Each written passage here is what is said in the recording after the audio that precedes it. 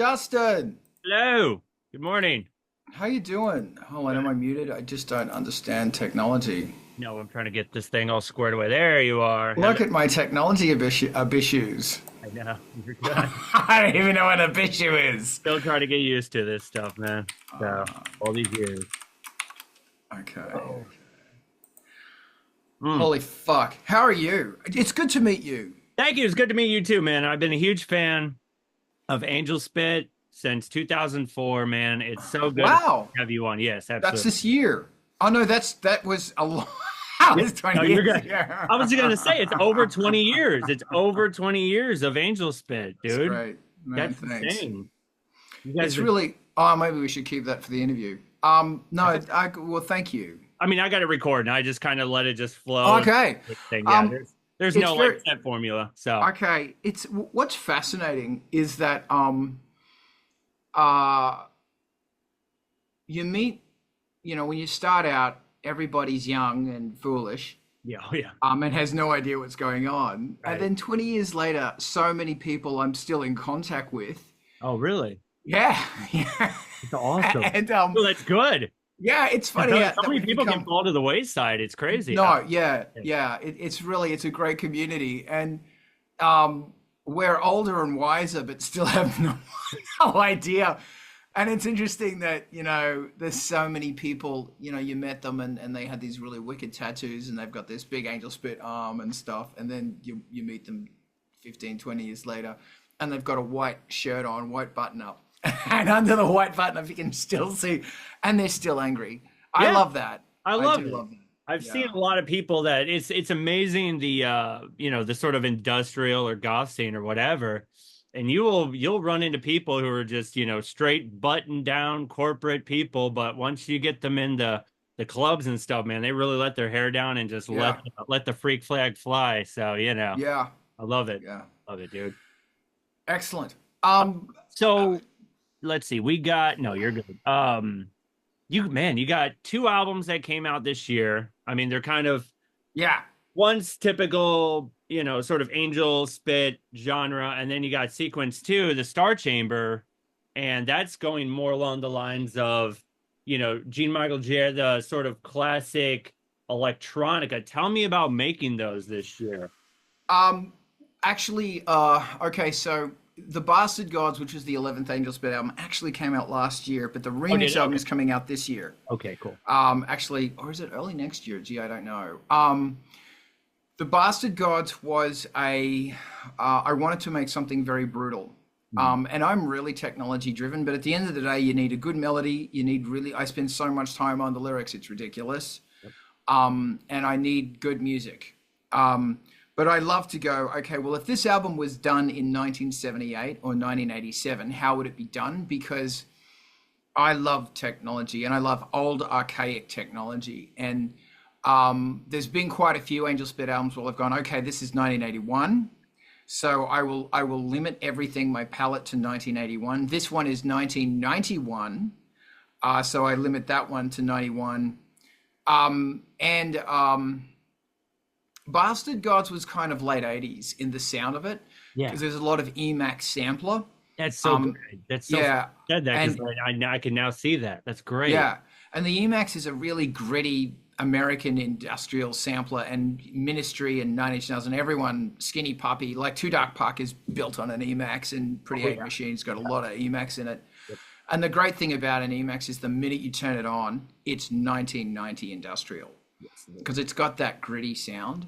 And all the sounds were me banging on stuff like springs I found on the side of the road, and everything I think was built. There may have been some classic Mhm. samples that I used from the Emulator 2 library Yep. that Depeche Mode also used. There's a Very couple of different. Yeah. Fairlight samples. Yeah, there's a couple of Fairlight samples. Awesome. But there was a lot of distortion. A lot of distortion pedals were acquired, so everything ran through distortion pedals. And the star of that album was Dave Nato from Fourth Wall. Well, yeah. Oh my God, that guy drums. He bought the album alive. Him and Chris Cheese recorded all of these drums that were nuts. That sounds amazing. Yeah, and that just brought it to there. But the thing that from my side that was really fun, besides the EMX, because I fucking love that synth, Mm-hmm. is the blaster beam. Mm-hmm. And that's the 6 foot long aluminium thing with piano wires on it. And the lowest string in it, wire, resonates at 20 cycles. So it's right on the threshold of the lower end of human, before it's a wobble and it's a sound. It's right on that threshold when your brain puts it together. So, and that thing, that's got 6 pickups on it. So it gets very fucking distorted because it's built of aluminium. It's aluminum. It's not built of wood. And because of the piano wires and because of everything is ever so slightly different to a guitar, it results in this very abrasive sound. And because it's 6 foot long, on a guitar you'd go like that, but on a blaster beam, it's like, it's that much. It's a 2 foot difference between the notes. Yeah. So it was really good. And George, who's in Angelspit, George Bykos, he reamped it to make it sound monstrous. Oh yeah. So it was a really, and that album, I'm very proud of the lyrics. They're very, very, very, very, very, very, very charged. Yes. The new album, it's as yet untitled. I've got some ideas for it. It's number 12, coming out next year probably. I'll start dropping singles in January, hopefully. Cool. It's not really as focused on a timeline as The Bastard Gods was. It's more, it's really weird. It's hip hop almost. Oh, okay. I'm that it's, absolutely. And it's because like hip hop and industrial are, it's Chicago, and a Yeah. lot of them they literally they use not only the same model but often the same unit. Yes. So in Chicago they were borrowing stuff and playing it on, Wax trap. yeah. Well, a lot of the gear was being borrowed between the two different bands and stuff. So industrial and hip hop have got a really close lineage. Very close. Yeah. Yeah, and industrial, like, my girlfriend has put me onto Eminem in a really big way, and a lot of other rap as well. Although I've been into rap for a long time, I kind of turned off it because I don't want to hear bling, bling, bling, bitches and I get it. limousines. No, I get I hate it, that yeah. shit. I prefer a really political stuff. Me too. And it's funny that I had a dream that I was 12 and there was a kid on my block who was also 12 and we'd get together and write songs in this dream. And the kid was Eminem. Oh, wow. And we wrote a song in my dream and I woke up and I wrote that down and it's on the album. I should credit Eminem. He won't give a shit. Yeah, but, thank you. Right. But and it was really so I'm at a really interesting point now where my own personal ethos of everything is screaming burning rage. Yeah. And I'm not I'm using music now as more of a weapon, as more of a Molotov cocktail kind of approach. So yeah, I'm listening back to these new tracks. I'm really happy with them, but I don't really have it's all got a very driving thing, and it's funny. They're funny. They're funny. The lyrics have yeah. The lyrics they're funny. Yeah. They say something. All of this really, really heavy stuff. I'll quote Martin Luther King or something like that, and who I think he's one of my heroes, and then I'll say something funny. Yeah. So that's that one. So Ice Planet 9000 is my side project. Yes. And its third album comes out next year. It's written and mastered and done. I'm actually working on the artwork today. Awesome. We've got a live gig coming up in Hollywood on December 11th. And we've got another one on February 19th, I think. Awesome. Yeah. Yeah, so we're going to try and make it every 2 months, and we're going to start pulling people in. It's me, an auto dealer. We both work at the Hollywood LGBT Center. Oh, that's cool. And we're kind of utilizing the space there. We are paying for the space because the money is going towards something very important, which is looking after the queer community around Hollywood. Good. Yep. And it's amazing. It's a 5.1 room, black box theater. It sounds incredible. It's got a whole bunch of lights. It's really great. It's only like 60 seats. Yeah.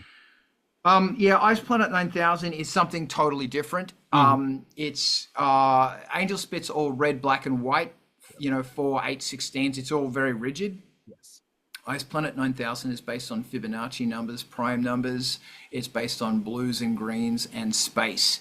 And the concept behind Ice Planet 9000, I probably think would be marveling at the glory of the universe. And I have a thing for nebulas. That's okay. So everything revolves around nebulas because Okay, yeah. they're the most destructive thing in the universe, but they are the most beautiful, stunningly beautiful aftermath. And it's a bit of a passion of mine. I'm learning a lot about the different types of nebulas, and when you, like, for example, there's a refractive nebula, and refractive nebulas are made of, like, it could be carbon. So in that situation, they're going to be diamonds, and sometimes the diamonds are the size of houses, or bigger.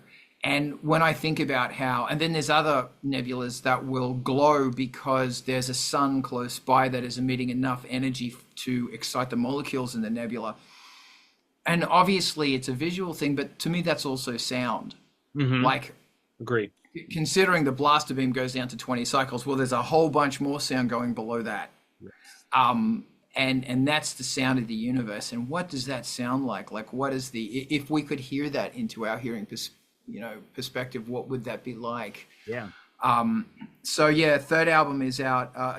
So Sequence 2 came out this year. Obviously there was Sequence 1, Yes. which is a few years ago. Sequence 2 came out this year, in February, and the next one comes out next year. Sequence 2 are basically shorter songs, like 8 minutes or so long. There's 80 minutes of music on it. Very proud of it. And my friend Ryan played electronic saxophone on it in places. Yeah, really cool. Added a really beautiful Blade Runner feel to it. That's great. I love it. Yeah. And the new one is all long form, so they go for minimum 10 minutes. Some of them's 40 minutes. That's okay. It's kind of sonic movement and stuff, and I'm trying to put as much. The thing about it is it has to be played. Yes. You have to be able to play it live. So in live, I'm playing these songs. That's cool. And because I'm an awful player, and I need to become a better player. We all can be players, right? I get it. Right, yeah, but it's really interesting how when you talk to the instrument more, it talks back to you more. Yes, it And the does. more complicated you can speak to it, the more complicated it can, talk back to you. Great. Because I have a theory that a good instrument's got songs in it, and you just need to figure out how to coax them out. Like, if you're ever in a place that's got an old piano, I do some work for the Los Angeles Opera Company, and in some of the top upper, because all the rehearsal rooms are on the top floors, and there's this one room that's a storage room, and it's got these old Steinways in it, and they're the best. The blaster beam strings are Steinway strings, Yeah. and they are beautiful pianos. Like, they're old and they've got stories. And it's funny that when you play them, sometimes they can let those stories out. And I work at another theater that's haunted, and it's got super old piano. All theaters are haunted. I love it. And it's got really old pianos in it as well. And there's songs in them. And the blaster beam's full of songs. It's just songs. You play it in songs. And I just got a synth called a Moog 1. Yes. And it's full of, you sit down at this thing, and 2 minutes later, music comes out of it, and it's really absolutely beautiful. It's interesting. I kind of have to almost limit the amount I play with it, because it's like, I can't receive today, so I've got to, but it's weird how I don't know, that goes into a whole bunch of concepts about how music is floating. It's in the stratosphere. Yeah. And these instruments are like antenna that are helping your mind reach into it too. It's all very Tesla, No, I get it. That's reach into that ocean of ideas. No, it's good that you kind of channel those elements when you're kind of going into music, because some people, a lot of times they'll just kind of go in and just kind of do a throw away this and throw away that, where you come in and you're taking everything possible emotionally, physically, spiritually, whatever it may be, and you're going, all right, I'm going to take all this and funnel it into this. And that's fascinating because a lot of people should take advantage. Yeah. Well, that's ultimately that's the goal. Yes. Firstly, I get up horribly early, like at 4 o'clock in the morning when I'm doing music, because my brain is better at decision making. And a lot of music is decision making, like 90% of it, 95% of it is making decisions, 100% of it. Anyway, it's really interesting that I start with usually with vocals and lyrics and basic ideas of musicality. And I'm trying to, like, if you have a good vocal hook, the song will just happen. Yes. And it will be a good, strong song. Whereas if you do the music, then you do the vocals last. For me, at least, I can't do it like that because it's always, how do I do a chorus based on this thing? Whereas if I have a vocal chorus that's strong, the music just happens. The really fun thing as well is that you, when you're doing that, you're setting up the mood and you're setting up everything else, and the vocals are already, when you sing in a certain way, ba-bum, ba-ba-ba-bum, bum, when you sing in a certain way, well, there's your bass line. And there's also your kick. And then everything, and bum, ba-ba-ba-bum, bum, da, bum, ba-ba-ba-ba. And when something like that, your jumps could be gung, gung, gung, da, dun, gung, gung, or dun, da, da, dung. Like, it's suggesting syncopation and it's suggesting stuff based on the lyrics. And when you do that, it's starting to push away from boots, doots, doots, doots, which is great. But, if you want to do something really powerful, you mix the two so that at the end of the song, it's carving that four up, but building into it. And then you combine those two beats together. So I'm prattling a bit right now. I apologize. Okay. So it's funny that, like, the theory is that music it already comes in the package with, and also once you've got the vocals and you've got all this stuff, it suggests sound. One thing I can't do, which I really wish I could do, is start with sound and build from there. That's one of the things with Ice Planet 9000 is I'm trying to do that. And it's also really weird. You write music, right? Yeah. I'm sorry. No, no, I'm sorry that the universe has cursed you with that. It's funny how like sometimes it just comes like boom, boom, boom, boom, boom, like and then drought. Right. No. 6 months, a year. Yeah. You're right. Because the funny thing is, for me, a lot of my inspiration comes, like, I work a day job, and then if I get free time, music, if I'm not spending time with the family, and then Sundays are my podcast days. So usually when I have a lot of time off around the holidays, I work a factory job. So a lot of my stuff is working around industrial things. So a lot of my inspiration comes from machinery, cold metal, grinding, rust, anything in those elements where I actually get a lot of my inspiration from work. So, when I'm working around automobiles and, cranes, whatever it may be, I'm getting that inspiration. A lot of it, gets written down in my notebook, and I say, okay, here's my moment. What can I make of this? You know what I mean? So, yes, being a musician, it's definitely a blessing and a curse. And a lot of times it's like when my inspiration hits, I'm nowhere near my studio area. You know what I mean? Yeah. So, I gotta either be like, okay, so here's my, talk it into it. Or I gotta somehow write it down. Yeah. Okay, I gotta ask. So when you say notebook, do you mean actual paper? Dude, look at you. That's great. That's all mine. Yeah. Yeah. It's stickers all over mine. Yeah, that's great. I've got mine's Lord of the Rings. I got Smaug. And it's funny. Like, I'm still working on this one because it's got a whole bunch of emptiness. But I've got the notebooks that go back to Blood, Death, Ivory. No way. Yeah. That's And it's really funny. I've always wanted to give them to someone, but it's like there's a whole bunch of personal stuff in there that I I get think, it. Have you tried putting it um, on like your Patreon, like just as like a here's a little snippet of yeah, I should scan it. that Actually, would that's be a good kind of idea. cool. Yeah. Um, yeah, and it's funny that if I use paper, because increasingly I'm going onto like electronic for Yeah. lyrics and stuff, but if I use paper, it's better. It I is. just don't. You get in there and you get in there with a pen and you Yep. scribble stuff out and you have to write it 3 or 4 times. Yeah. Oh yeah. The fine felt tips, man. That's my That's my little dude. yeah. And it's like logically you should be using a pencil. Yes. Nah, No. No. no, you got to use. Yep. Yeah, Yep. that's great, man. That's That's great. exactly. That's so funny, That's dude. funny. And I do the same thing. I've got where is my? I think it's beside my bed. Yeah, yeah. I've got I've been trying to find like the Spyrex notepads, but it's Mhm. musical notes. Yes. So I can actually write the music in there as well. Hmm. And most most stuff is now I'm going back there and I'm writing musicality. Oh yeah. The thing I find really hard with doing that is keeping track of everything. Yes. So I have a binder Oh, for real. over there, Yeah. and it's got a whole bunch of plastic sleeves in it. Oh, that's smart.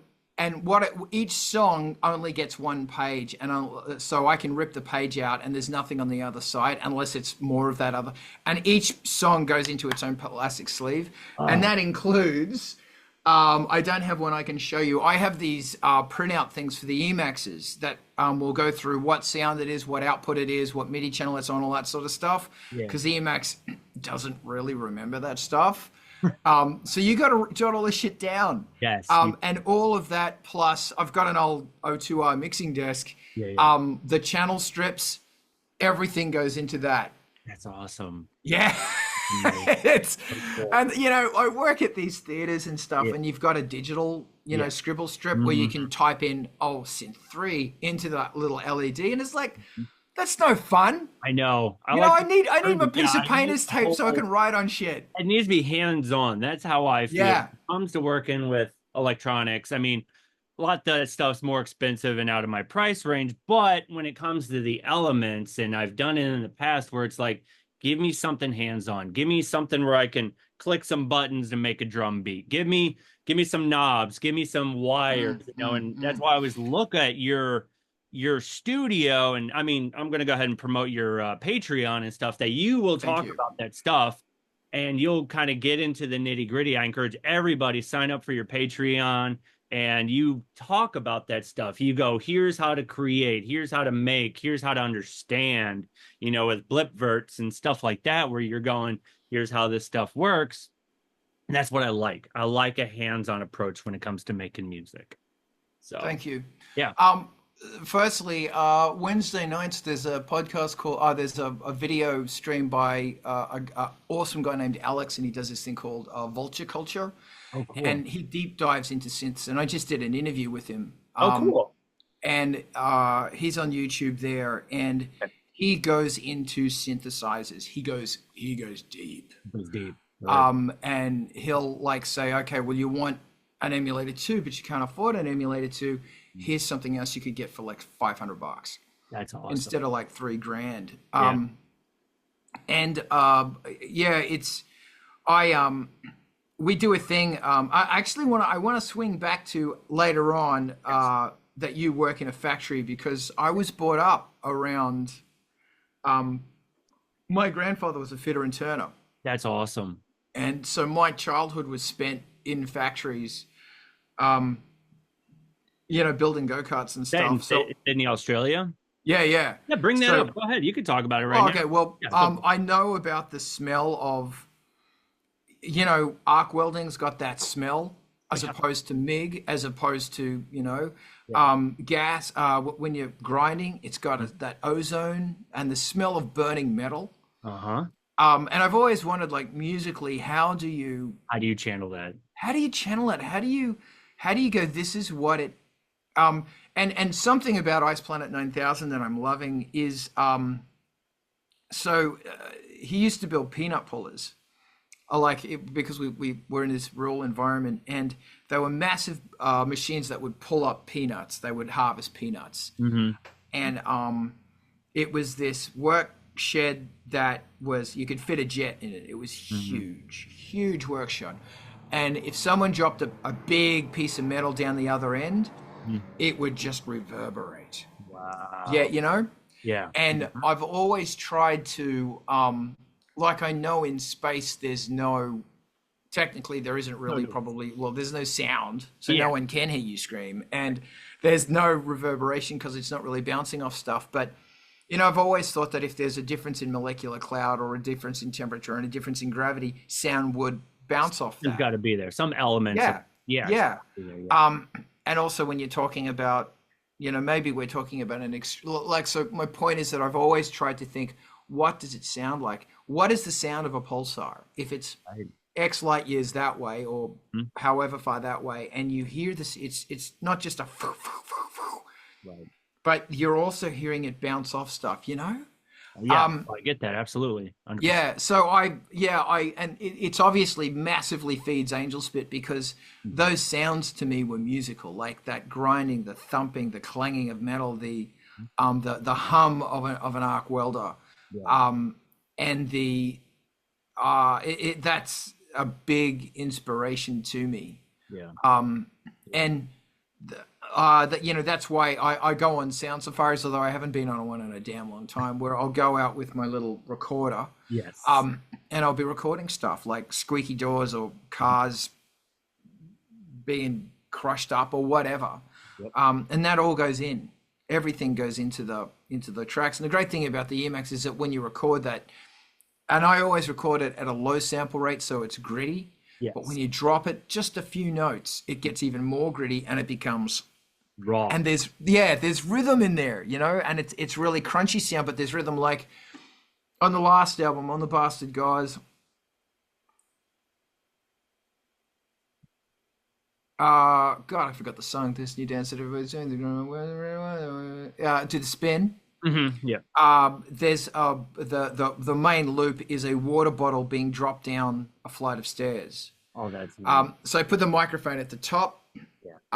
and I dropped it down the stairs. And because it was at the top, as it bounced down the stairs, the reverb got thicker because it was further away. And stairwells have got great reverbs, even if they're crap. Yeah, Hmm. they're great. Yeah. And the interesting thing about bouncing something down a stairs is because it's bound to the laws of gravity. Hmm. It creates rhythm. Yes. Yep. And it's dung, dung, Done. dung, and you can fit that into a beat. Hmm. And I never thought about that, and it's Yeah. like, Yeah. wow, but because of the physics of what's going on right here, Hmm. and I'm sure that's Fibonacci or something on it, but there's a beat in there, Yes. and that beat became the song. That's amazing. That's Dung, brilliant. dung, Yep. diddlung, diddlung, dung, Yep. dung. Yeah, it's So I great. gotta go back and listen to that. That's fantastic. Yeah, I've still got the water bottle. It's one of those great big, those really big fountain water bottle things. Yeah. Yep. It was on the side of the road. Was it like a tinny type of, No, like, no, it's big plastic, big thick industrial plastic. plastic. Okay, The gotcha. really yeah, huge, the big, yep. yeah, like 10-gallon ones. That's or awesome. something. Yeah. But yeah, so sound is everywhere, and then on every Saturday mornings at 9 o'clock LA time or 12 o'clock New York time, we do this stream. It's a Zoom that I do with other Patreon members called The Art of Rock. Yep. Yep. And we talk about music, and we talk about this stuff, and we talk about getting inspired. We also talk about like marketing and about stuff that's not so pleasant but important It's to important. getting No, your absolutely. music out there. Yeah, absolutely. And all those streams are recorded. They're on Twitch and they're on Angelspit's YouTube.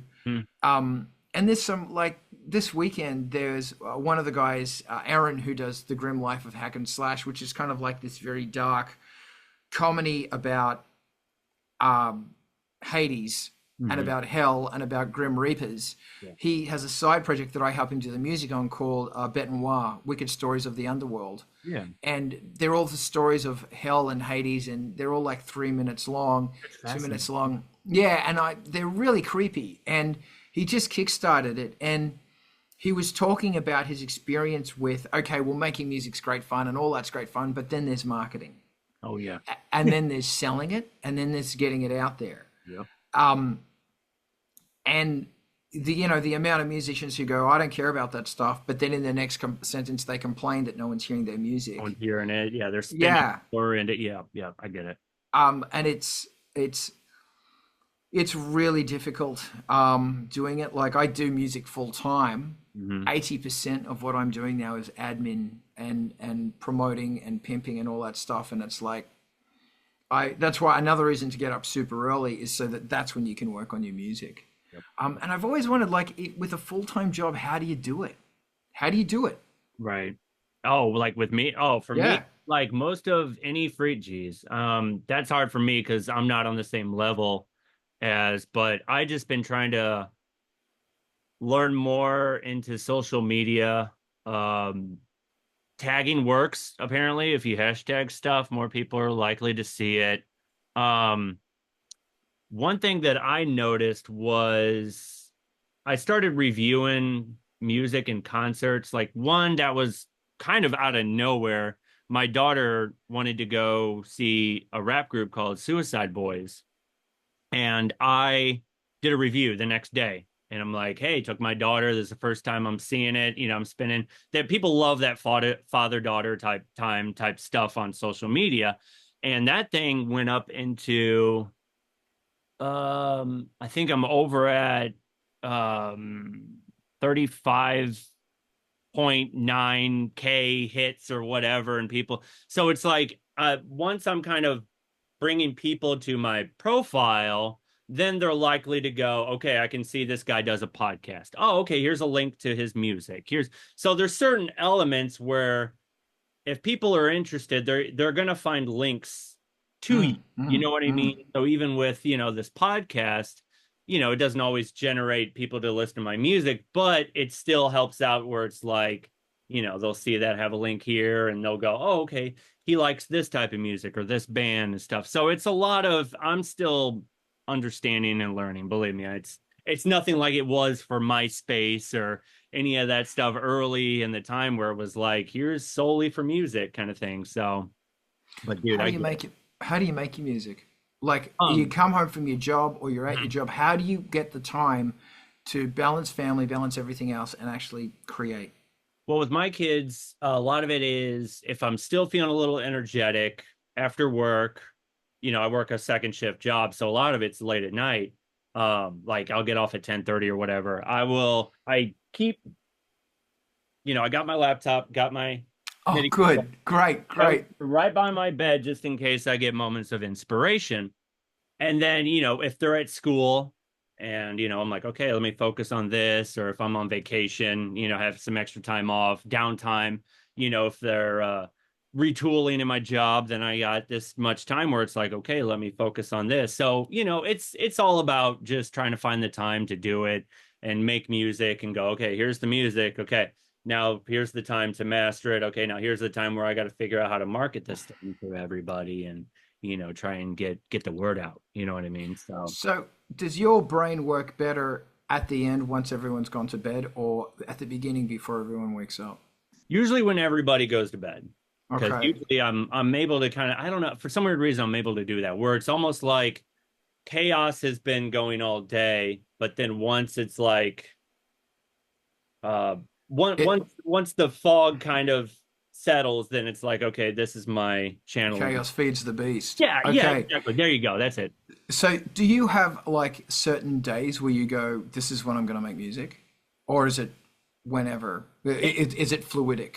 It's kind of fluidic, but a lot of times where it's like, okay, let's sit down and try and work on something. And then I'll kind of go through a new idea, or if I'm not feeling that, go to an old idea, something I saved and didn't trash, you know what I mean?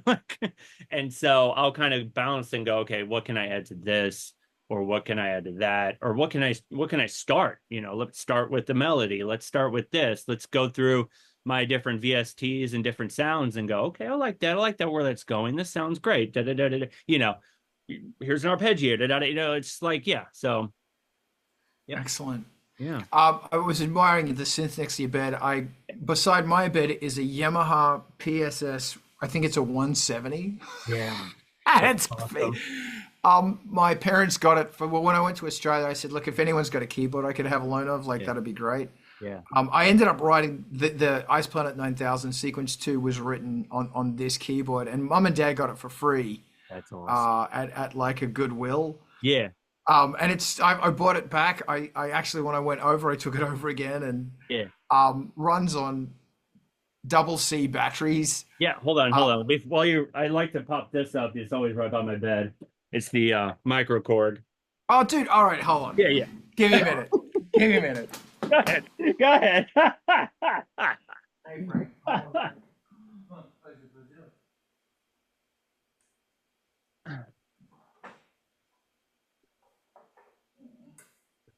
uh,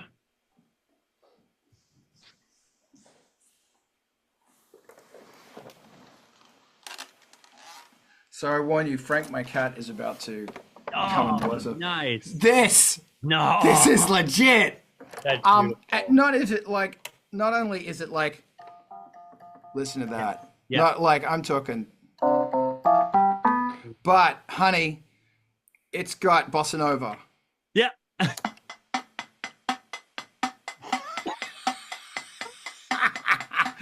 And get this, man.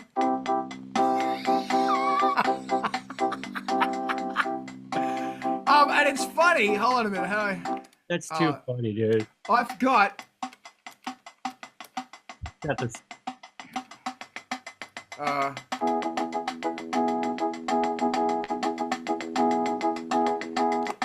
I used this on a track. No way. Yeah, I sampled it and I dropped it a bit on the Emacs. Okay. And it's. I forgot what key it's in. Yeah.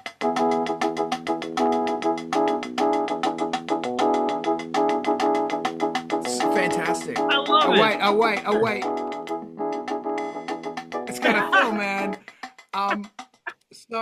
And it's really interesting that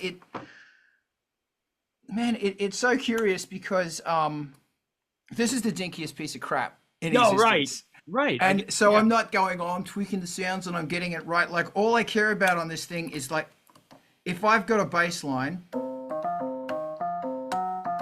is the bass line working? Yes. That's it. And if it sounds good on this, it'll sound destructive on a Moog 1. Way better on that. Yep. Yeah. Yeah. And something else I'm noticing, like, as a synth musician, it's you have this thing of going, okay, well, I'm going to figure out what the da da da da da da da da da. You know, I'm gonna try and figure out using the keys what my vocals are doing. Right. Don't. The trick is, I've found for me, Okay.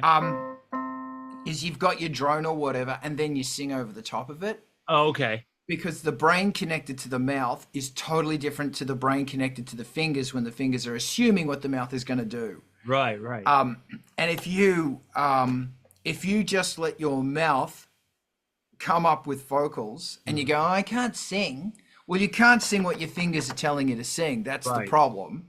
Yeah. And the other problem is that your fingers are bound. This keyboard is bound to a scale that you might not be naturally falling into. You might have your own scale. Yes. And it might be this weird Celtic scale or something, and you don't even know it. Because this scale here,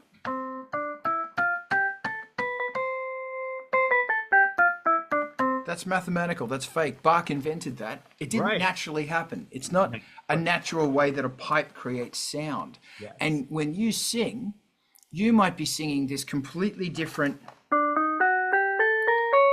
You might be singing this beautiful, weird scale. Yeah. But you don't want to do that because it's not what everybody else is doing. Not what everybody else is doing, right? Yeah, no, fuck them. Right. Do your thing. Because that is your secret weapon. Yeah. Is that the weird fog in your brain? Uh-huh. That's where the music lives. Oh, sorry. Absolutely. No, you're good. No, that's fantastic. That's great. And in doing this, I think the value of the CS, the hell is this thing? Yeah, PSS 170 just skyrocketed to maybe $2.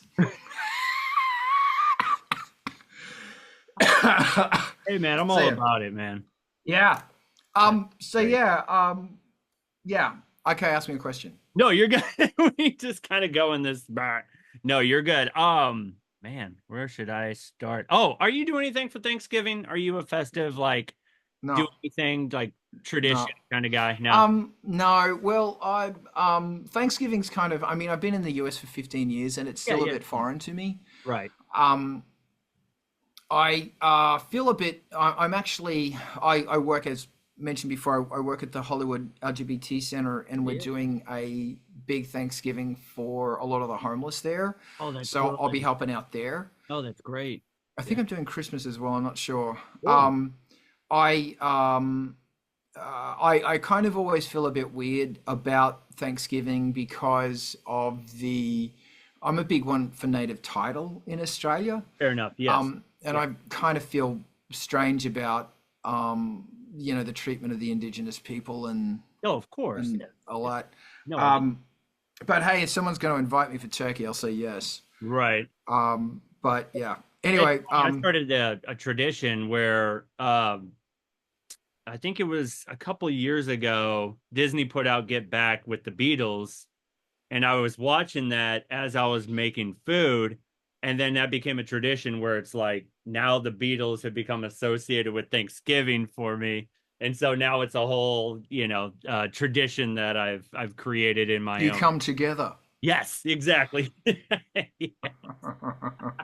No, that's cool that you do a lot of outreach work because we used to do there's a certain spot in St. Louis where vets, homeless vets and stuff, Yeah, yeah.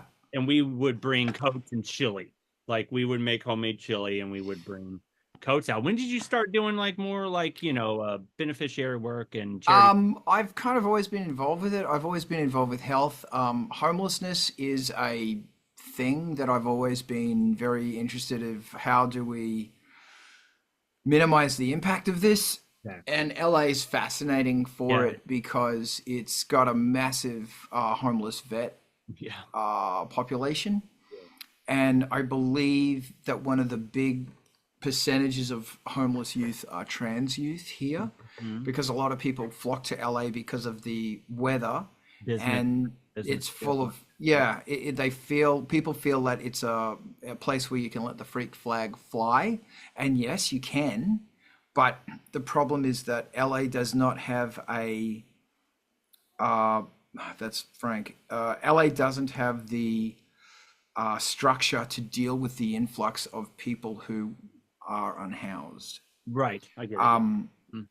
So the homelessness around here is Mhm. because I live in Hollywood. Oh, you live right smack Yeah, dab. I'm in Hollywood. I'm Oh, in wow.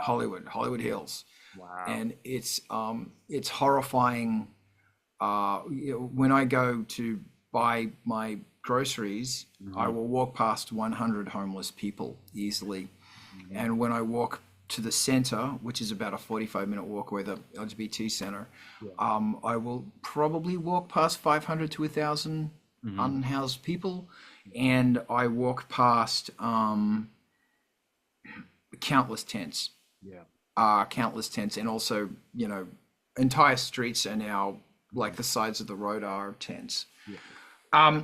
And the problem is in LA is that the number one place to die of hypothermia if you're unhoused is LA, because in the winter, believe it or not, it gets quite cold and it gets wet, and homeless persons don't go to shelters here Yeah. because they're not safe. Yeah. So yeah, and also other reasons, drug epidemic, and the way that the drug epidemic is constantly changing. Like we got Narcad and a whole bunch of the different things you use to pull people out of fentanyl overdoses. Like, but the problem now is because there's Trank and all of these other new drugs that do not have opioids in it, or the I might be speaking slightly outside of my knowledge base now, but the Narcad won't work Yeah. because They don't have the anti yeah chemical, for that whatever you wanna specific call it, drug. yeah. And yeah, it's so it's the good thing about the center is that there's a lot of hope there, and you're seeing young people who are they left some place like Mississippi or something like that because They're a freak. They were rejected. Yeah, yeah, Yep. yeah. And freak like us. And they came here and they were unhoused for a while. Then they went to the center and they got fed. The center does a lot of education. The center does a lot of, okay, what are you doing? What do you want to do? Let's help you get there. Let's Yeah. do some like business, Mhm. you know. So it's very, very positive. And think a I've lot of seen a that. lot of, Do you think a yeah, lot? go ahead. Sorry. Do you think a lot of that stuff was kind of channeled into your music, where Oh, it's yeah. in your Oh, yeah. surroundings? Like I noticed, it's a lot. It's very like socially and politically driven, and it feels like when it comes politically. I mean, I may again speaking out of. You're not one. Like you seem like the whole system is fucked. You know Yeah. what I mean? Am I getting that from your music, where it's like Yeah. Well, so there's a much? lyric on the last album, which is, do Mhm. you like your bullshit red or blue? Yes, that's it. And my, I always, when I'm making music, I have Gandhi on this shoulder and Martin Luther King on this shoulder, and I'm always, if they read my lyrics, they'd go, okay, yeah, you're on the page. But um, it's such a complicated issue. It's not as simple as red and blue. Of course. And it's not as simple as I think people may have forgotten we the people and the power of we the people. That if you want to make a change in your neighborhood, go and volunteer at a shelter, or go and take out a garbage bag and pick up trash, because the sanitation etc. are stretched. They can't do it. In Australia, there's a thing called Clean Up Australia Day, Oh, cool. where everybody gets a big black plastic bag and one of those things that you pick up rubbish, and they walk down the highways and they clean up Australia. This Cool. one day, and then he started doing Clean Up the World Day, but I that's the sort of approach that we need to start taking. Is there's a lot of problems immediately around us that Yeah. that you could somehow minimize as long as you stay safe, Right. Yeah. because increasingly that's becoming the other issue, is that it might not be safe. Like if there's a whole bunch of garbage and you want to pick it up, there's probably syringes in there. Oh yeah. Around here there will be syringes. Oh yeah. So there's a whole bunch of precaution and stuff. I would not actually be advising that. But donating time or money to organizations that are doing something that you believe in, That's and good. that are handling things in a safe manner. Yeah. No, it's great. Yeah, let's get back Um, to music. I love talking, but yeah. let's. So yeah, it's all very political. And it's all very, I'm trying to, um, I guess what I'm trying to say in my music is, yes, it's fucked, but it's not hopeless. Exactly. No, I And agree. it's, yeah, so I'll leave it there. Yeah. No, that's perfect. No, that's perfect. Were you doing music before Angelspit? Was there? Yes. Yeah. Tell me about that. Before Angelspit, I was in a band called Jekyll Switch. Okay. Jekyll Switch was actually, Angelspit was really inspired by Jekyll Switch. Jekyll Switch was three guys. Matt, who played guitar, and he put a bass string on his guitar, and he took that and put it into a bass amp, and the top five strings were guitar wow. strings. Yeah. Yeah. We were inspired by the Young Gods. Adam, who played Okay. drums, and he was a total maniac. I love drummers who are maniacs. Bradley Yeah. from Chant, total maniac, love him. Dave Nato, Keith Moon. Yeah. Yeah. Yeah. yeah, total maniac. Adam was out of control, and he played drums, and he was nuts. He was like Fucking Animal good. from the Yeah, Muppets. oh yeah, good. Yeah. He's such a good drummer, really good drummer. And he had a digital pad, Cool. and I was playing K2000 controller, so it was very, very cyberpunk. It Yeah. was punk. Yeah. And it was in the golden age of like industrial live music in Sydney, which is like late 90s to early 2000s, Cool. where a bunch of guys could turn up in leather and make this music that would terrify people. Good. It was yeah. Good. And it was thunderous. But the thing about it is that we were all looking at our instruments because it was all very intricate. And Angelspit started because I when I don't want to do that anymore, I want to push go on a computer and I want to go ballistic at an audience. Just entertain, just to be like here Yeah, yeah. in the element crowd. Got it. Whereas Jekyll Switch had no laptop, no computer, no nothing. And that's inspired Ice Planet 9000 because it's no computers, no laptops. It's you're playing it. Every note, you're playing. Yeah. And before that, I was in a band called Spawn. Spawn was in the early 90s and was inspired by grunge. And there were 6 of us. The drummer was a maniac, Ben. And it was, Ben was very Keith Moon, Mitch Mitchell's guy. And I did Spawn in university and we were all studying music. And it was interesting because the caliber of musicianship that I was exposed to early in my life, I thought that was the norm. And I thought that the drive that was with those people, which was driven, I thought that was normal. Right. And as soon as you leave university and you're not around people who manically study guitar and study all this stuff, it's really interesting how that changes. And I do miss, I miss the caliber of playing, but what I also miss is the caliber of asking questions and what happens if and the really deep conversations about dumb, wanky shit that's actually very inspiring. Where people can talk about, okay, well, let's talk about Wagner versus Debussy and what does that mean for rock and roll? Yeah. So I've been blessed to have a really quite wild musical journey. Great. Yeah. Still doing it. Yeah. Still killing it. So when you guys started Angelspit, what zine was it? Was it the Sydney Gothic? Sydney Gothic, that's what it was. So Sydney Gothic was that was an online online kind of place where we did interviews and had a gig guide. And this is in a time like it was kind of just before MySpace. And this was a time when a club didn't even need to go out and do flyers. They could just put the ad, and I'd put ads up and stuff for free on Sydney Gothic, and it had a gig guide. And the clubs would be getting 200 to 700 people. It was nuts. Amazing. And at this period in Sydney, there was something going on every single night. Friday, Saturday night had 3 to 5 big clubs going on, and the clubs were talking to each other. Where they would, they would say, okay, well, we're not. There were the big hitting clubs, and they'd say, we take this Saturday, you take the next one, we'll take that one, and there would be flyers at the clubs for the other guy's show, and there were other ones that were on like every Friday night or every Saturday night. It's this one, and so no matter what, and they'd be doing deals with the club saying, well, we'll do a 2-for-1.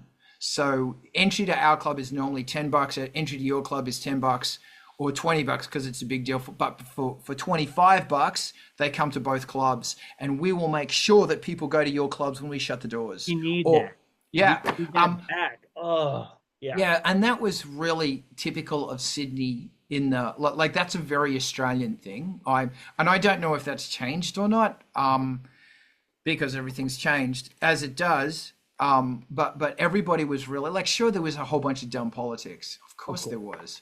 But, sure, some promoters hated other people and bands were blacklisted and promoters were blacklisted and dumb bullshit because that's just it. That's just it, yeah. But it was my recollection of it was not bad at all. And the bands, there was a collective in Brisbane called Primary Darkwave that had 200 industrial bands in it, and they were all playing live and they were all releasing. And this is in the late 90s through to the early 2000s.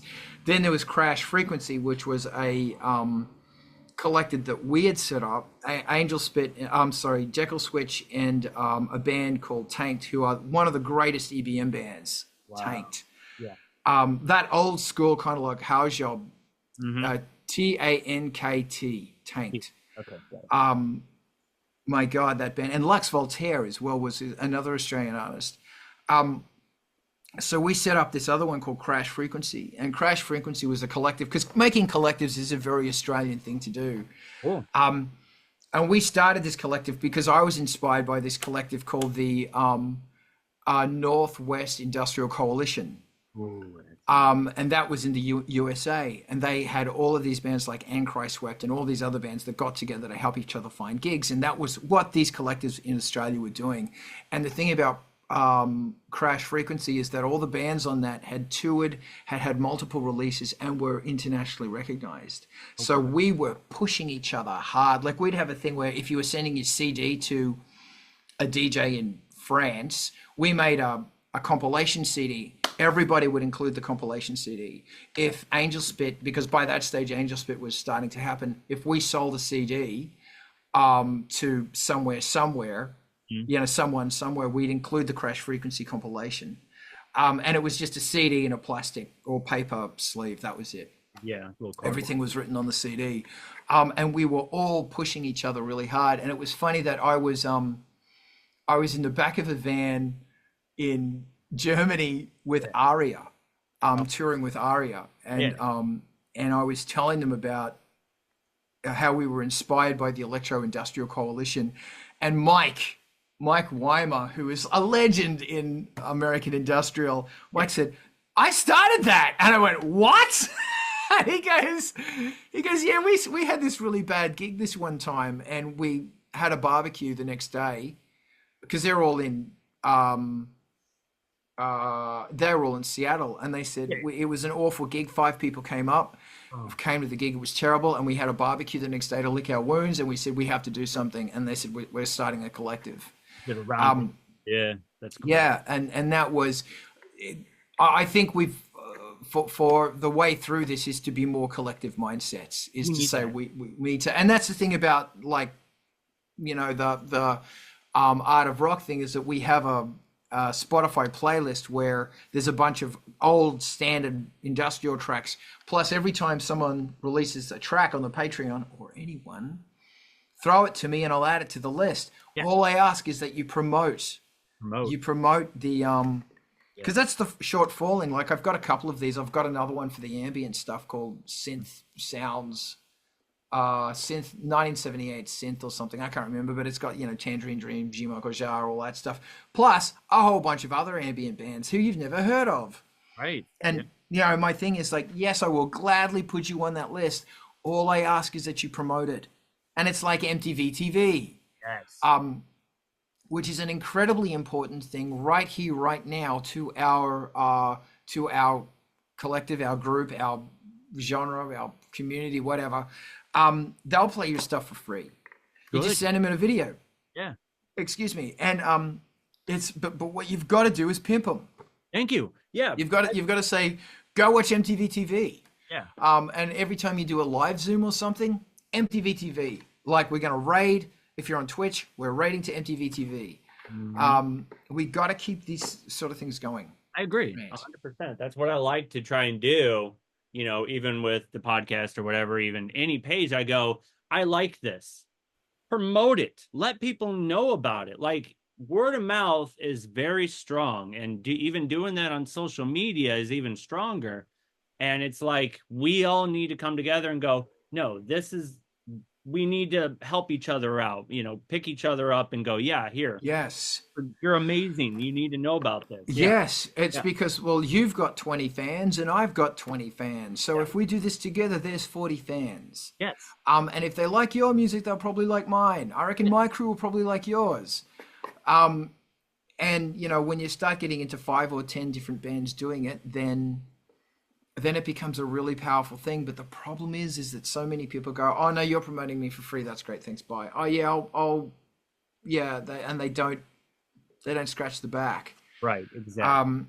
But yeah. How did you guys come up with Angelspit and your guys's, band names or whatever you want to call that? Yeah.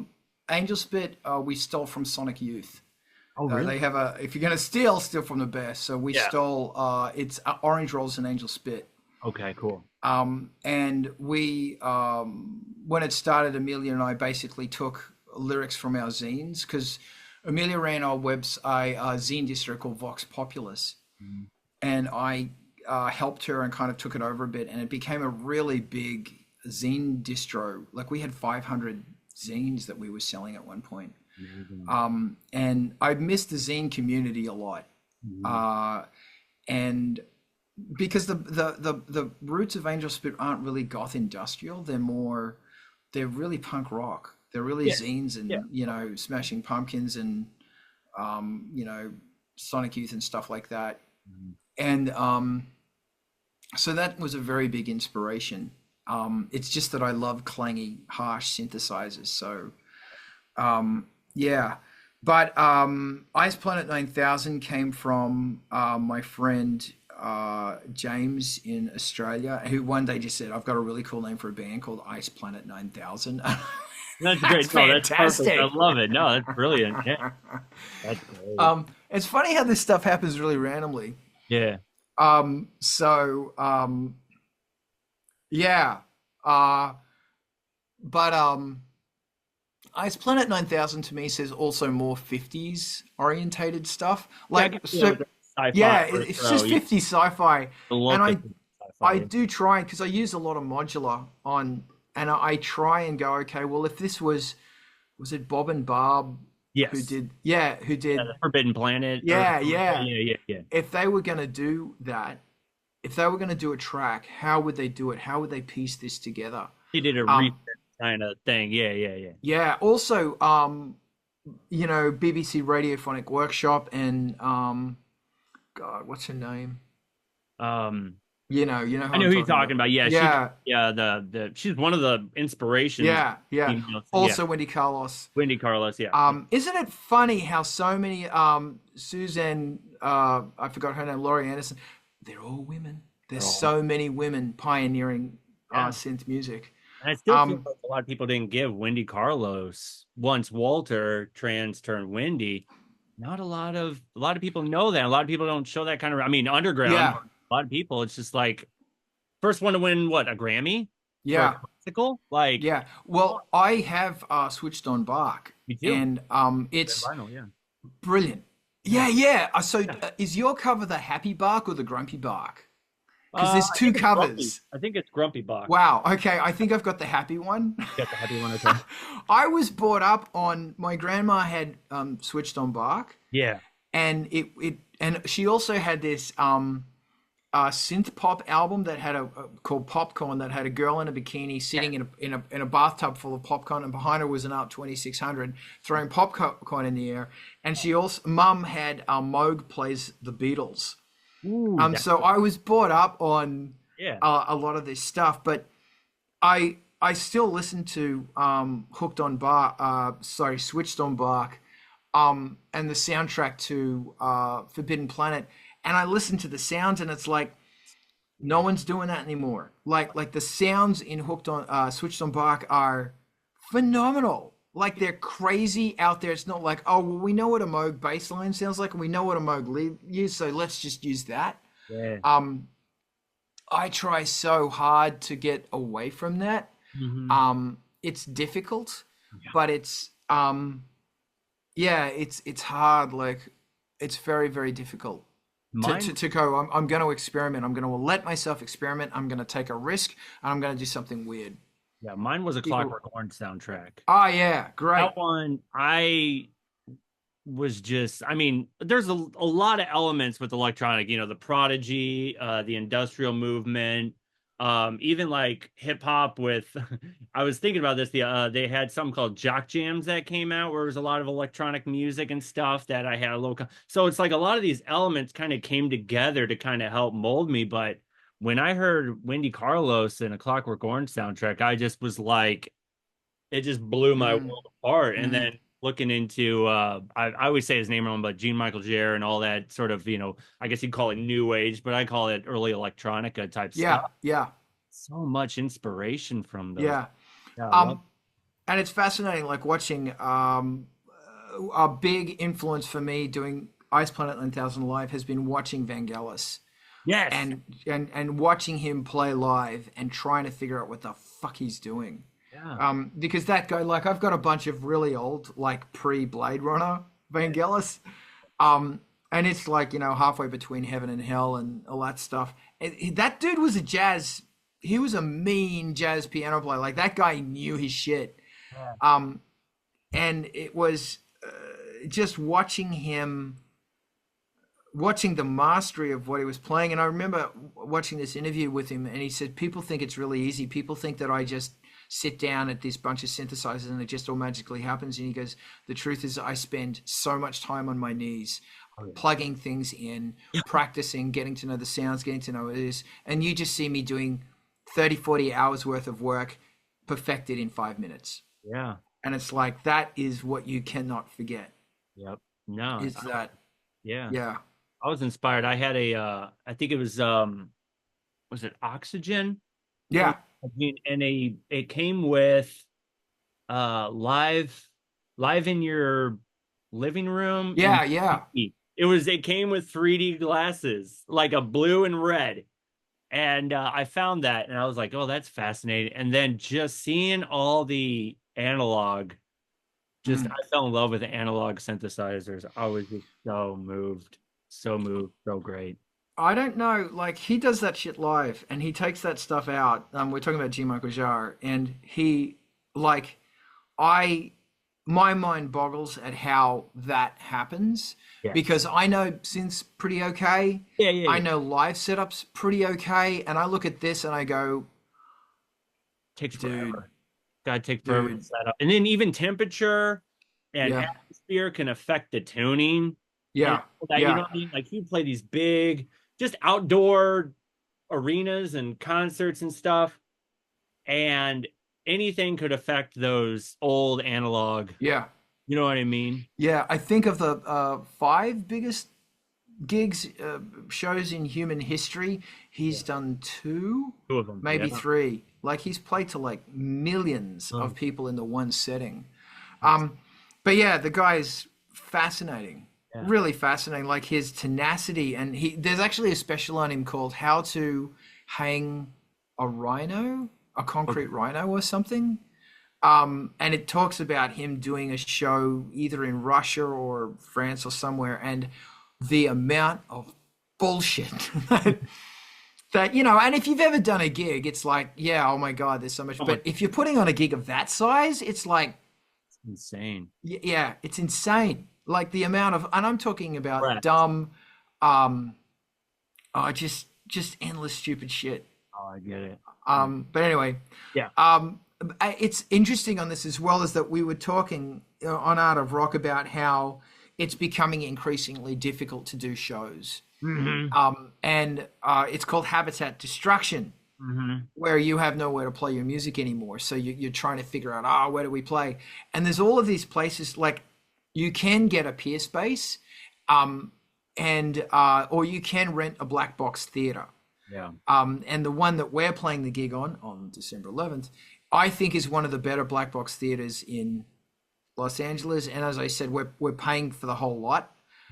We didn't get a staff discount. We don't want a staff discount. We're going to pay for this because this money goes somewhere important. And it's not cheap. And, me and Matt have basically said we're going to be losing on this, but we want to, support, but we also want to build something. We want to start building something. No, I get it. And that's brilliant. And, well, the really cool thing about it is that if you can't afford it, you're not in a place. There are increasingly what they're calling lounge room gigs.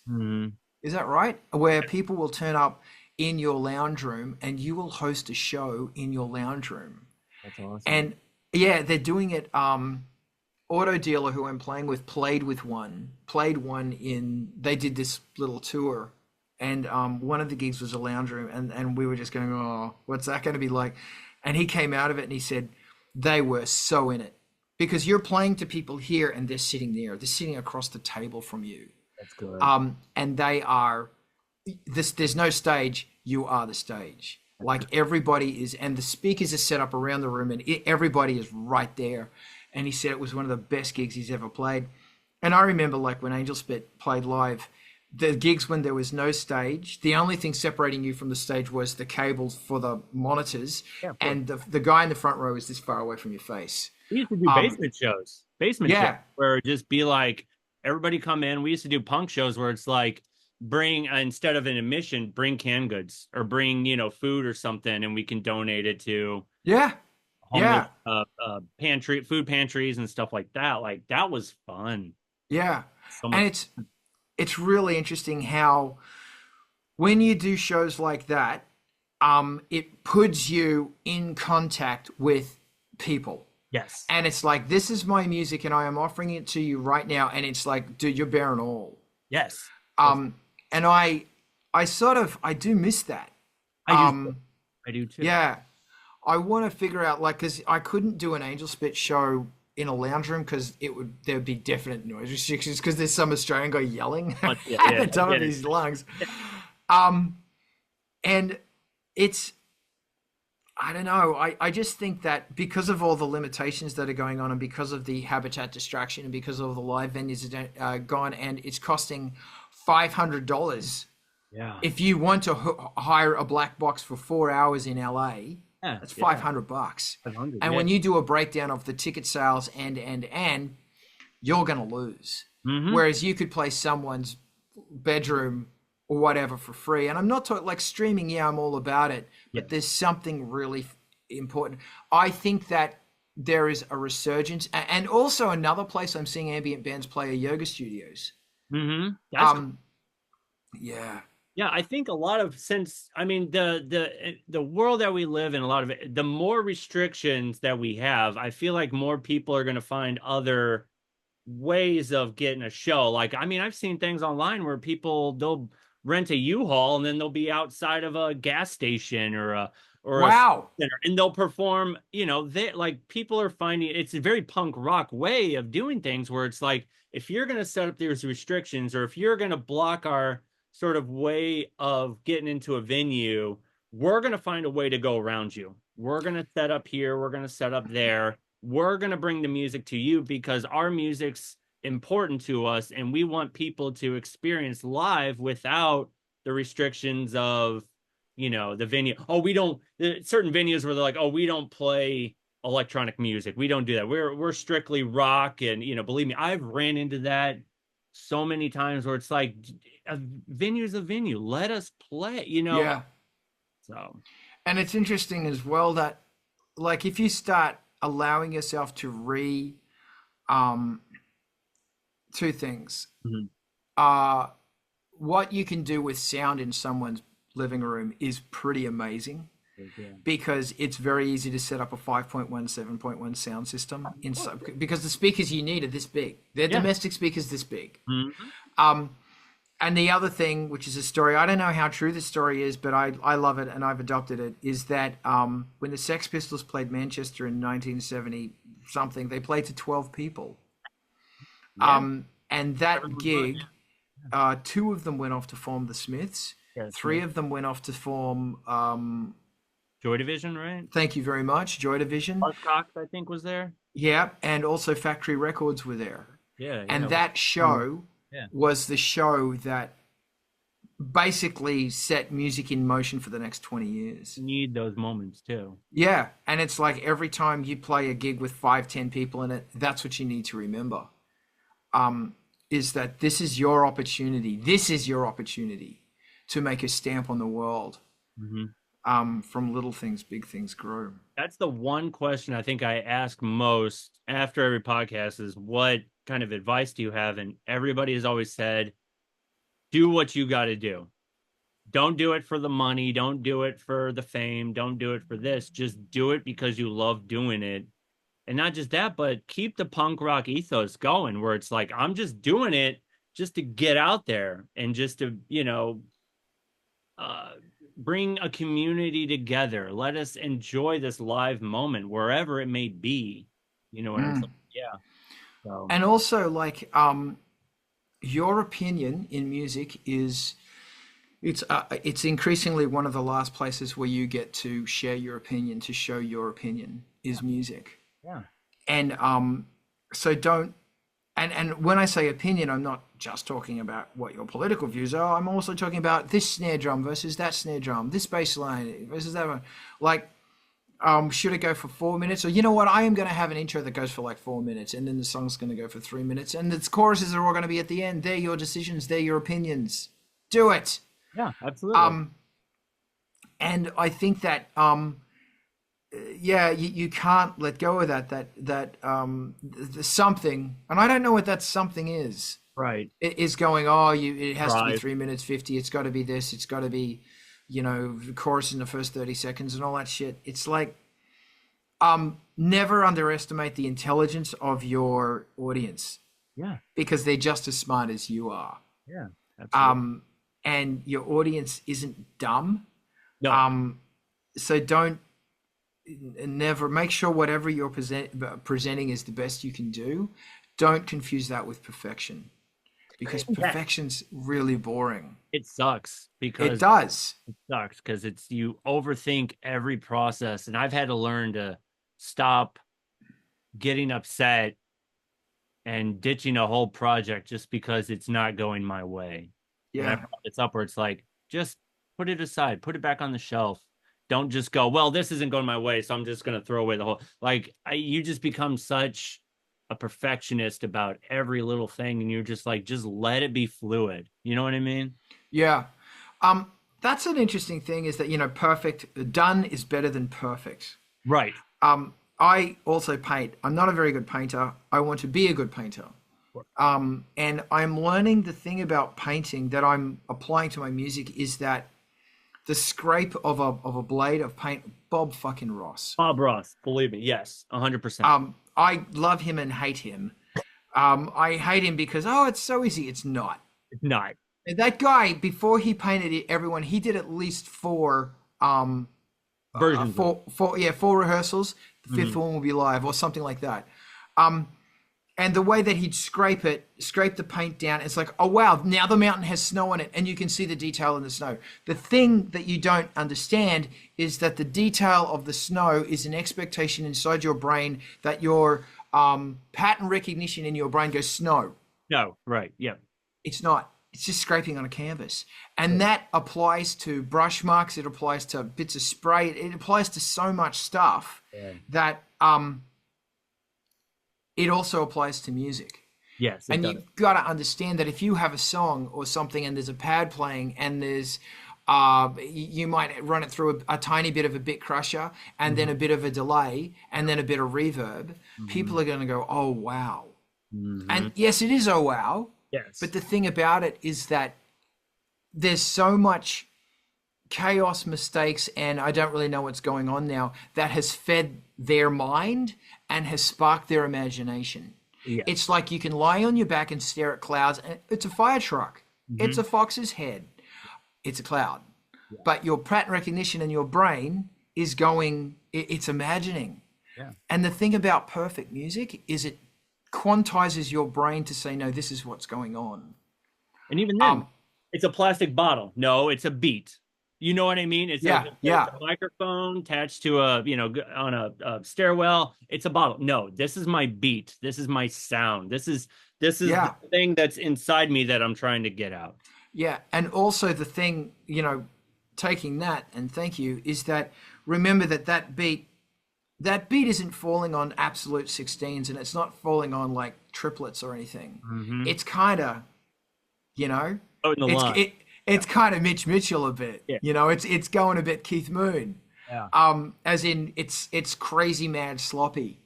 And that's the same thing as Bob Ross scratching a thing across his blade across his canvas going, oh look, it's snow. It's a whole mountainside of snow.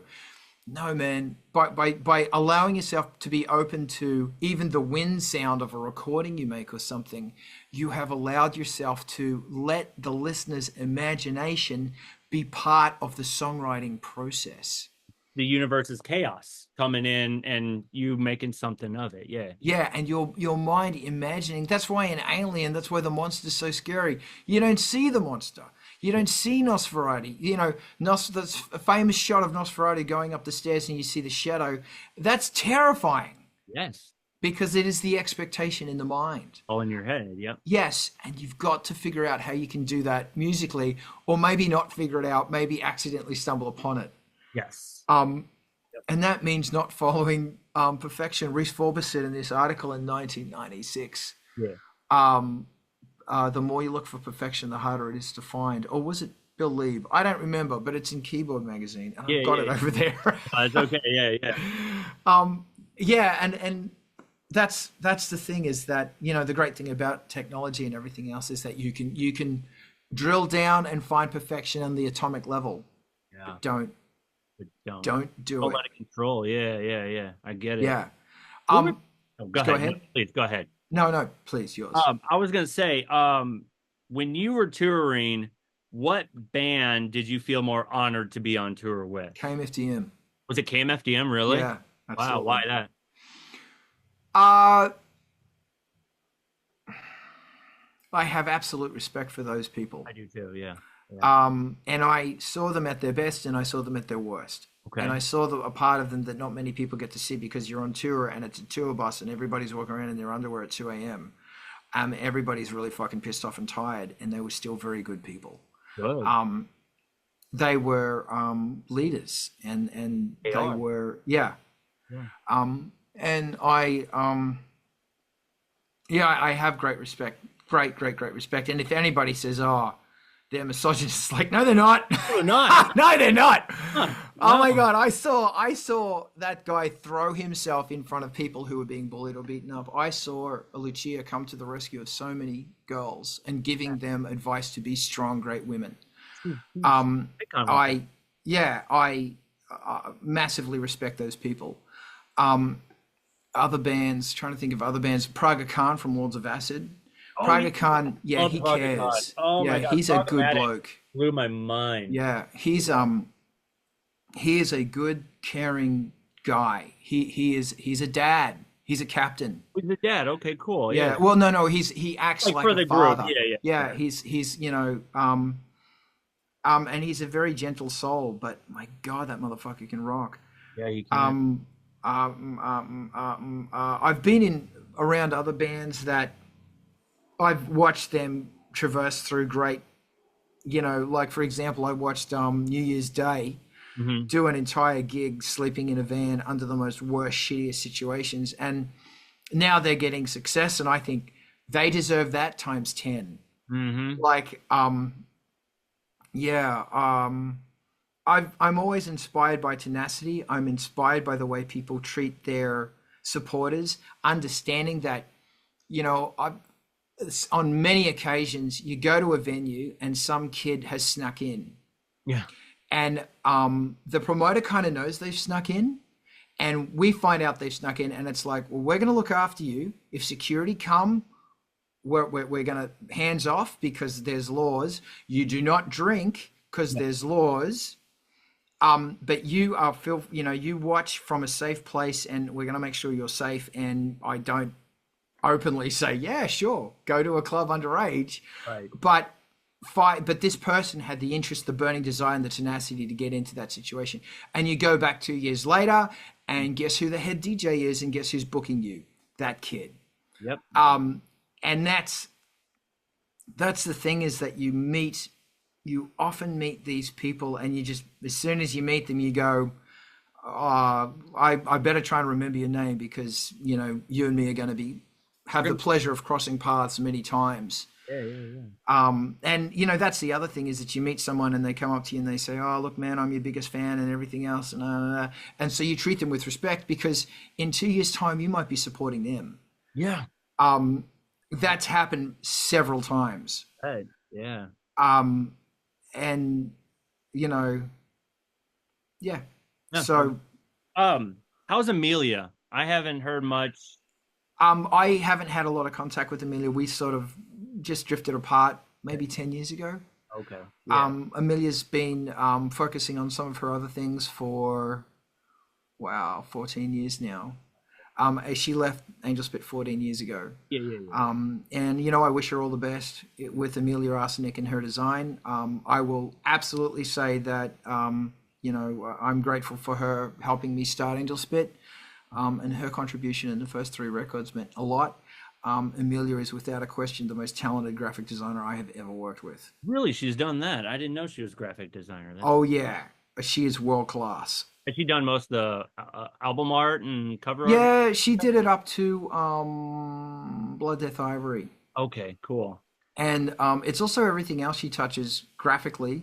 Like, I don't want to take away from her music because it's great, but graphically she is freakishly gifted. Good. Brilliant, brilliant designer. Yeah. Well, I'm glad to hear that because I know most people, when I look up on Reddits, they're like, what happened with Angelspit, blah blah blah. I'm like, I got to get to know what's happening before people start assuming, Well, yeah, people Yeah. come and go in bands. You Yeah. know, it's like I would not curse anyone to work with me for 20 years. And Miss Ballistic was actively in Angelspit longer than Amelia was. Yeah. Lorelei Dreaming was a part of Angelspit for a while. George Bykos has been in Angelspit for Jesus, nearly 20 years. Oh no, 15 years. The Liar from LA, from New York, the Video.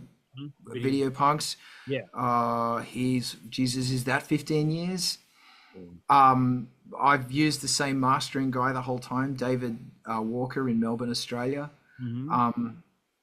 It's just the thing about rock and roll is that people come and go, man. It's Come and no go. big deal. Always come and go. I agree. Yeah, and they're gonna go do their thing, and that's great. Good for you. Go do it. Love your stuff. Yeah. And you fall out of contact. It's Yep. you know that's It's organic. It's it's organic. chaos. Yeah, yeah. Exactly what it is. Yeah. It's this is actually really interesting that uh so there's a band in Australia called Regurgitator who never really made it to America, and that's a real pity because Regurgitator is one of the most amazing bands on earth. Regurgitator, and they have a song called "I Like Your Old Stuff Better Than Your New Stuff." Um, and Fuck, those guys can play. Oh my right. God, those bitches can play. And that's the whole premise. The song is "I Like Your Old Stuff Better Than Your New Stuff." And it's funny that I remember I heard Chrissy Amphlett from the Pretenders. She once made this interview where she said, "Look, you start off and you can hardly play your instrument, and you're angry and you're gritty, you're roaring and gritty because you don't know what the fuck you're doing." And then, and artists have this as well. I talked to my girlfriend Sally. She's an illustrator. That your old stuff is always seen as this really raw Yeah. art, and as you progress, you get better. Yeah. So your chord choices become better. The way the lyrics are fixed together, your playing becomes better. The people you associate with who are contributing become better. So you become more polished. And that usually happens around about album 3. Mm-hmm. Because not a lot of bands make it past album 3, or people stop listening to them after the 3rd album. Hey. I'm now working on 12, and I have definitely seen that. Yes. But the thing about it is that I can look at, I think that The Bastard Gods, which was album number 11, is the best thing I've ever done. It was the best lyrics, it was the best production, it was the best, while trying to be gritty. Yes. The thing about it is that, people who say it's a two-pronged sword attack thing, where they say, I really love Crunkhouse or Blood Death Ivory or, Whatever. excuse me, Hideous and Perfect. Yeah. And well, the thing you got to remember is when you hear that music, you are reminded of yourself in the mid late 2000s, which was a golden time. Yeah. So that music takes you back to when you nostalgia, memory. Yeah. I was thinking about that yesterday. Yeah. To when you were having an awesome time. And not only is it making you remember, but it's also making your brain fire in a certain way, and you can either smell and taste, the wonder of that time. And because you were in your crazy youth, your brain actually starts healing itself. Yes. Nostalgia heals your brain. So then there's that added joy as well. So you can't say to me 20 years later or 15 years later, I want you to make me feel like you did 20 years ago. Do it. I can't do that. You can do that. Yeah. But I can't. See, one thing you could try and do is find music now and decide for yourself that this is the best time of your life. Decide on it. Just make the choice. Thank you. That's all you have to do. It's so weird that you mentioned that, because I was thinking about that. Yeah, I can't even remember what I was listening to, but it was like, if you listen to something and and immediately you're linked to a memory, then it's about the memory, not so much. I mean, the music. Yeah. But what you need to do now is go, this is my time. If this music has to link me to something. Yes. So find yourself, hey, look, Bastard Gods, there you go. Yeah. or whatever. Find music that's happening right now and listen to that music and get you through it. And if you want to seal the deal, get a smell. Yes. And if you have that smell in Important. an oil burner or something like that, and you choose for this to be the best time, because really, man, when you look at, oh, clubs are so cool in the late 90s into the 2000s, because you'd risk your life getting to the clubs. That wasn't fun. No. No. No, it was not. Having working in a place where last week or the next week, unbeknownst to you, there's going to be a gang shooting, Yes. execution style, in the basement of that club. That's not fun. You think it's fun, and your memory, because you're a young idiot. And you know, it's funny how PVC's great, but it's really funny how it started to stink. Yeah. And you know, it's my point being is that yes, they're great times, they're great, but how about you make some great times now? Now. Absolutely. No. Whatever it is that you're listening to now, Make a listen to memory. it lots. And it's and when you hear that music in 20 years or 10 years time, it will bring you back to now when, you know, it's so funny, man. The amount of people I talk to now, that lockdown was awful, Mhm. but people who they talk about lockdown and it's like there's so many good memories from lockdown. Yeah. Like, you know, all the bands were doing these live streams and you're at home watching all the Netflix there was with your cat. Yeah. And going down to the supermarket like once a week or something and going for a walk and being at home and there was no traffic out and all the birds came back and Yeah. it sucked. Yeah. But there were some good things about it. Make memories, to make the best Yeah. of it that you could. It's actually funny. I started watching Adam Savage because I love his builds, Yeah, and I yeah. was watching his stuff during lockdown. And just it sort of feels warm and cozy. And then I listened to a lot of the music that was made from that time, and it does take me back. Yeah. But the point being is, how about you put an anchor today, now, and you choose that this is a good time. This is a good time. Good time. So yeah, Just embrace what is going on now. Use these elements and make your own memories. Make your memories. yeah, Don't. And it's tough when you get older. I mean, we live in a time where on social media, memories and nostalgia and childhood, like that stuff is big. Brings in a lot of traffic where it's like, yeah, you remember this, you remember that. It's like, yeah, that's great and all, but what about now? We need to embrace the now. yeah, Yeah, I get it. yeah. Oh, And get off social media. and get Note to self.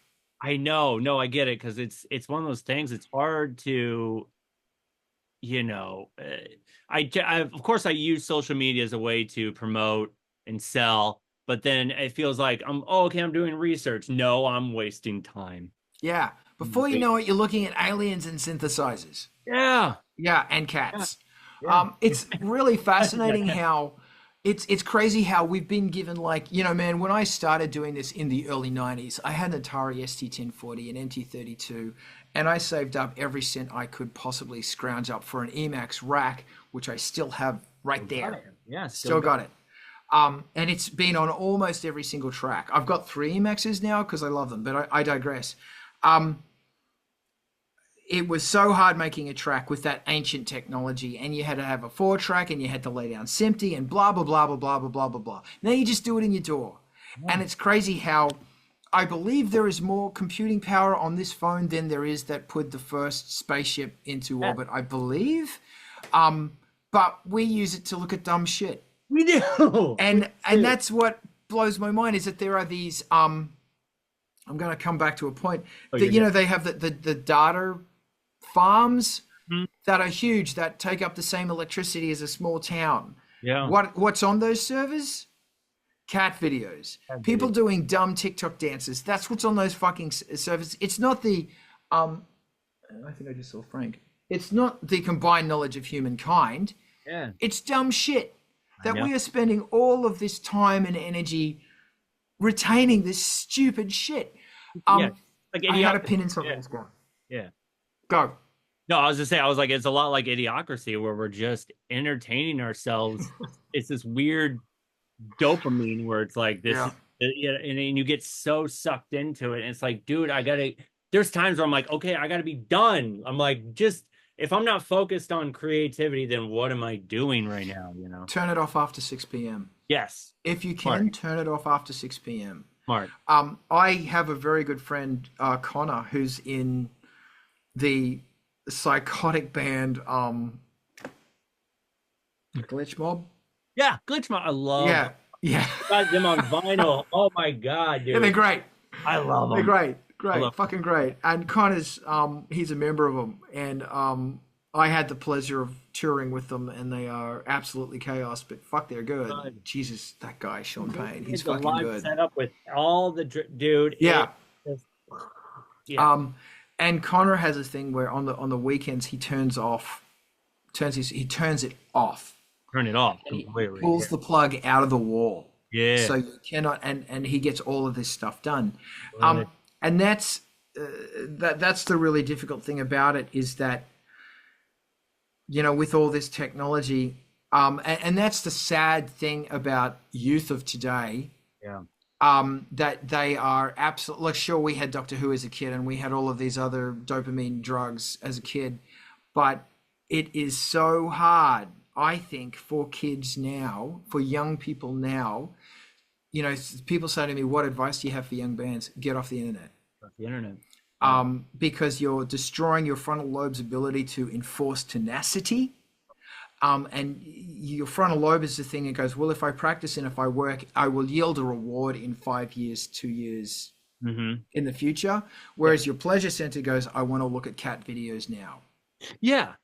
I get And the issue we've got is that the frontal lobe is minimizing its strength, and the pleasure center is all powerful. And it's the frontal lobe that is saying, no, actually, I have to turn this thing off. I'm addicted to the internet. That's why I know that I have an addiction to it. I recognize that I have an addiction. Yeah. And it's the frontal lobe that is it's the one that says, hey, man, you need to be making music right now. You need to be sweeping the floor. You need to be doing that stuff that sucks, because you will yield benefit from this in the future. Yep. And so many young people are overwhelmed with scrolling. And just really quickly, so Angelspit did a gig in Dublin 10 years ago or longer, and I was in a bar in Dublin, pub, and I'm sitting next to this really scary guy, bald guy with lots of tattoos and a really thick Irish accent, and I thought, this guy's going to kill me. So I just thought, I said, oh, g'day. And we started a conversation, and I wanted to figure out why he was so mad. Yeah. And as it turns out, and I will reiterate, Dublin, music capital of the fucking world. Of course. He's a teacher, a music teacher, in a all boys Catholic school, and there's 600 boys, and he's increasingly being moved into science. And he was pissed because he wants to do music. Yeah.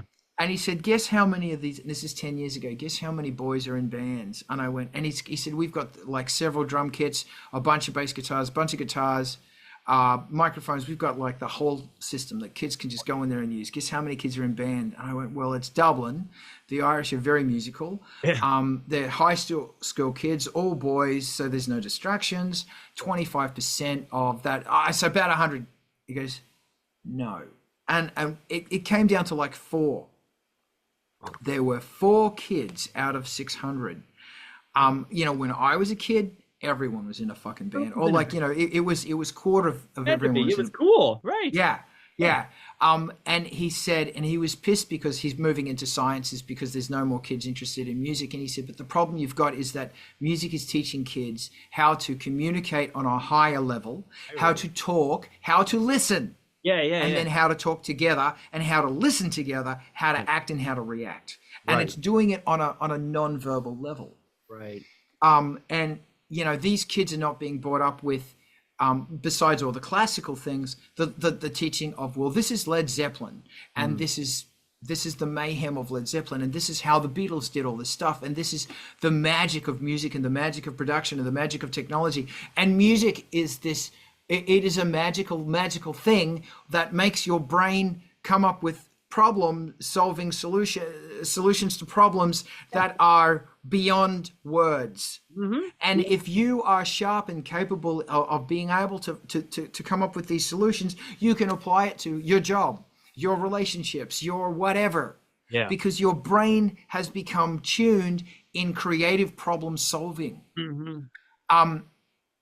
And we ended up getting quite drunk together. But and it was like that was 10 years ago. So yeah.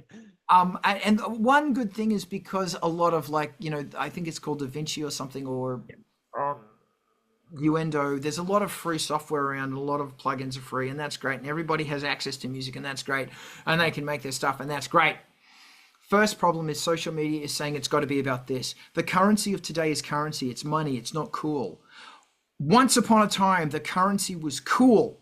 Yes. Is this cool? Therefore, it's worth riches. Yes. And that riches is in coolness itself. Now it's money. Yeah. Now. So kids aren't doing it because it's like, I'm not getting X Spotify plays, and I'm not doing this, and I'm not doing that, and I'm doing that. Therefore, I'm not yielding money. Yeah. And it's like, or at least the young people that I'm talking to, which is a pretty fair swab.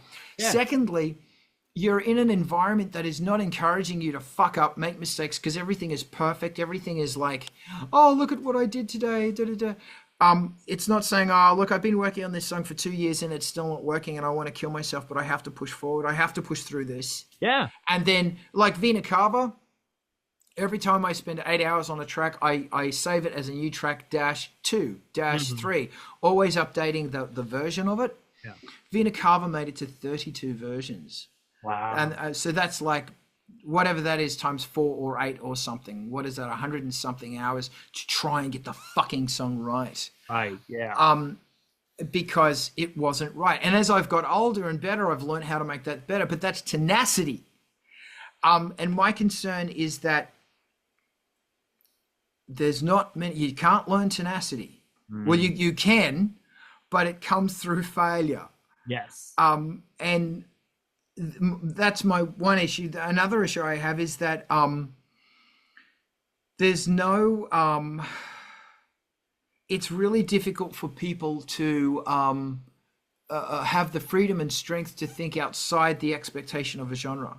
Yeah. Because if everybody's doing hip hop, gee, I guess I should do hip hop too. If everybody's doing this type of industrial music, and that is really shoved hard now, like the tyranny of the genre. It's like gatekeeping. You know what I mean? There's people who think you're gatekeeping, and that's one thing I put in my notes was at a time when,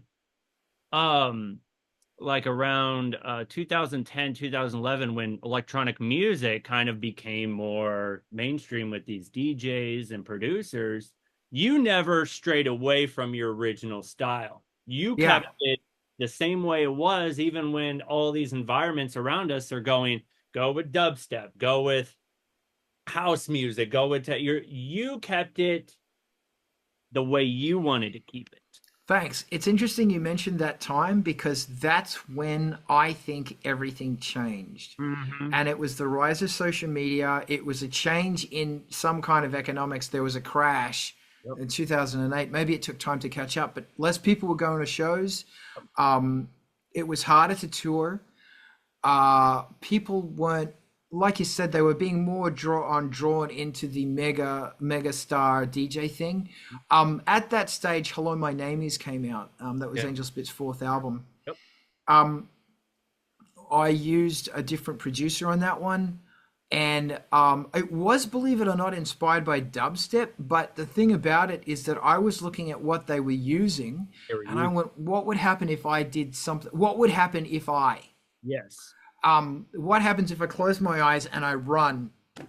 And I think you got to do that. Yeah. So I built these instruments and gadgets and stuff that was fucking sound up. Yes. In a way that I thought could achieve some kind of dubstep-esque, but not dubstep. Not dubstep itself, but elements. Yeah. What is the, if there was an ethos of thought, a lens that when projected onto this stuff created dubstep, what if I move the lens over there and let this new different type of light go through the lens? What would it produce? Right. Which has probably been Angelspit's ethos the whole time. The thing about it is that the lens is very, you can tell that lens instantly. As soon as you hear it, that's Angelspit's lens. That's okay. Something I'm trying to get out of. Even people listen to Ice Planet 9000, then they go, that's Angelspit. It's like, fuck!